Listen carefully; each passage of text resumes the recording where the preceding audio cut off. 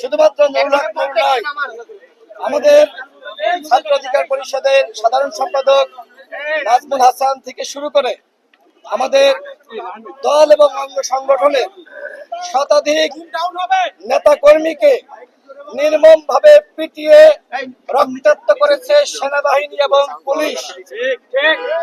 আমাদের কার্যালয়ের মধ্যে প্রবেশ করে নেতা কর্মীদেরকে রক্তাক্ত করা হয়েছে।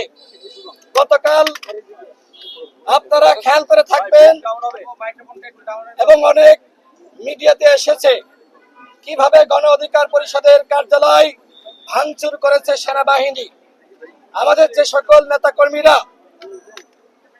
বাথরুমের মধ্যে অনেকে হয়ে আতঙ্কে আশ্রয় নিয়েছিল, সেই বাথরুমের দরজা ভেঙে ভেঙে তাদেরকে বের করে রক্তাক্ত করেছে সেনাবাহিনী। আমি খুবই আসলে নিজের কাছে এক ধরনের লজ্জা লাগছে যে সেনাবাহিনীর নাম আমার মুখে নেওয়া লাগছে।